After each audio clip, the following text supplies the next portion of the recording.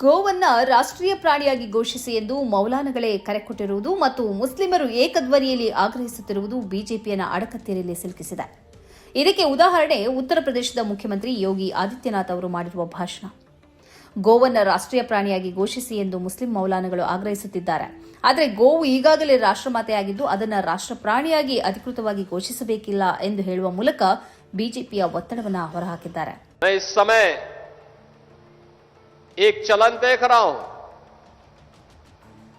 तमाम मौलवी और मौलाना इस समय एक बयान दे रहे हैं, कह रहे हैं गाय को राष्ट्रीय पशु घोषित करो। अबे हमने कहा कि गौ हमारी माता है, जन्म जन्मांतर का नाता है।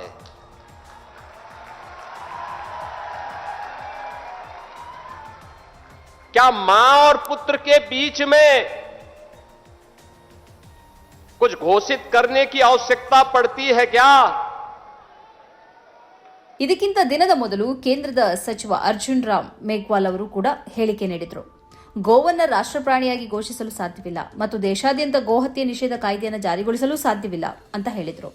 ಈ ಹೇಳಿಕೆಗೆ ಮುಸ್ಲಿಂ ಸಮುದಾಯದ ಒತ್ತಡವೇ ಕಾರಣವಾಗಿತ್ತು.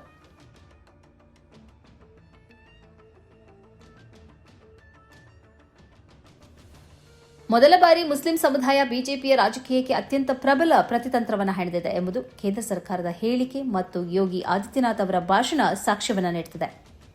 ಈವರೆಗೆ ಮುಸ್ಲಿಮರನ್ನ ಗೋವಿನ ವಿರೋಧಿಗಳು ಅಂತ ತೋರಿಸಲಾಗ್ತಿತ್ತು. ಮುಸ್ಲಿಮರಿಂದ ಗೋವನ್ನು ರಕ್ಷಿಸಬೇಕಾಗಿದೆ ಎಂದು ಬಿಂಬಿಸಲಾಗ್ತಾ ಇತ್ತು. ಮುಸ್ಲಿಮರು ಹಿಂದೂಗಳನ್ನು ಕೆಣಕುವುದಕ್ಕಾಗಿಯೇ ಗೋಮಾಂಸ ಸೇವಿಸುತ್ತಾರೆ ಎಂದು ಹೇಳಲಾಗ್ತಿತ್ತು. ಆದರೆ ಇದೀಗ ಮುಸ್ಲಿಮರೇ ತಿರುಗಿ ಬಿದ್ದಿದ್ದಾರೆ. ಗೋವನ್ನು ರಾಷ್ಟ್ರೀಯ ಪ್ರಾಣಿಯಾಗಿ ಘೋಷಿಸಿ ಎಂದು ಒಕ್ಕರಲಿನಿಂದ ಆಗ್ರಹಿಸುತ್ತಾ ಇದ್ದಾರೆ. ಇದು ಬಿಜೆಪಿಯ ನಿದ್ದೆ ಕೆಡಿಸತೊಡಗಿದೆ. ಜನಸಾಮಾನ್ಯರಲ್ಲಿ ಈ ಬಗ್ಗೆ ಪ್ರಶ್ನೆಗಳು ಮೂಡಿವೆ. ಗೋವಿನ ಮೇಲೆ ಇಷ್ಟೊಂದು ಪ್ರೀತಿ ತೋರಿಸುವ ಬಿಜೆಪಿ ಯಾಕೆ ಅದನ್ನು ರಾಷ್ಟ್ರಪ್ರಾಣಿಯಾಗಿ ಘೋಷಿಸುವುದಿಲ್ಲ ಎಂಬ ಪ್ರಶ್ನೆಯನ್ನು ಜನಸಾಮಾನ್ಯರು ಎತ್ತತೊಡಗಿದ್ದಾರೆ. ಇದರಿಂದ ವಿಚಲಿತಗೊಂಡ ಬಿಜೆಪಿ ಇದೀಗ ತೇಪೆ ಹಚ್ಚುವ ಕೆಲಸದಲ್ಲಿ ನಿರತವಾಗಿದೆ. ಇನ್ನೊಂದು ಕಡೆ ಗೋಮಾಂಸ ರಫ್ತಿನಲ್ಲಿ ಉತ್ತರ ಪ್ರದೇಶ ನಂಬರ್ 1 ಸ್ಥಾನದಲ್ಲಿದೆ ಎಂಬ ವರದಿಗಳು ಬಿಡುಗಡೆಯಾಗಿವೆ.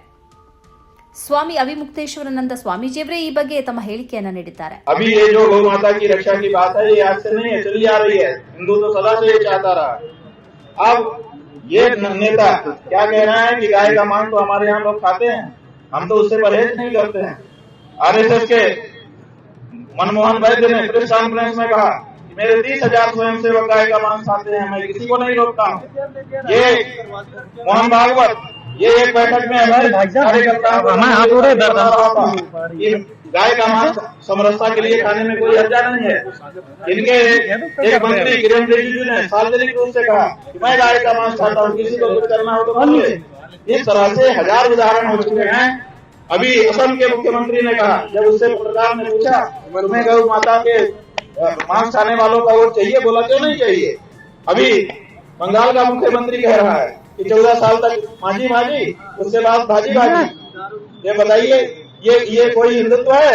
ये नक्काल है, ये कालनेमी है. ಆದ್ರಿಂದ ಇದೀಗ ಯೋಗಿ ಆದಿತ್ಯನಾಥ್ ಭಾವನಾತ್ಮಕವಾಗಿ ಮಾತಾಡಲು ಪ್ರಾರಂಭಿಸಿದ್ದಾರೆ. ಗೋವು ಮೊದಲೇ ರಾಷ್ಟ್ರಮಾತೆ, ಅದನ್ನು ರಾಷ್ಟ್ರಪ್ರಾಣಿಯಾಗಿ ಅಧಿಕೃತವಾಗಿ ಘೋಷಿಸಬೇಕಿಲ್ಲ ಎಂಬ ನಾಟಕೀಯ ಮಾತನಾಡಿದ್ದಾರೆ. ಸದಾ ಕಾನೂನು ನಿಯಮಗಳ ಬಗ್ಗೆ ಮಾತಾಡುವ ಯೋಗಿ ಆದಿತ್ಯನಾಥ್ರು ಇದೀಗ ಇಲ್ಲಿ ಕಾನೂನು ಮಾಡಬೇಕಿಲ್ಲ, ಭಾವನೆ ಸಾಕು ಎಂದು ಹೇಳುವ ಮೂಲಕ ನಗೆಪಾಟಲಿಗೆ ಒಳಗಾಗಿದ್ದಾರೆ. ಈಗಾಗಲೇ ನೇಪಾಳ ಗೋವನ್ನು ರಾಷ್ಟ್ರೀಯ ಪ್ರಾಣಿ ಎಂದು ಘೋಷಿಸಿದೆ. ಆದ್ದರಿಂದ ನಮ್ಮ ದೇಶದಲ್ಲೂ ಅಂತಹದೊಂದು ಘೋಷಣೆಗೆ ಏನು ಅಡ್ಡಿ ಎಂಬ ಪ್ರಶ್ನೆ ಎಲ್ಲೆಡೆ ಕೇಳಿ ಬರುತ್ತಿರುವುದನ್ನು ಎದುರಿಸಲು ಬಿಜೆಪಿ ಹೆಣಗಾಡ್ತಾ ಇದೆ ಅನ್ನೋದಕ್ಕೆ ಈ ಭಾಷಣವೇ ಸಾಕ್ಷಿ.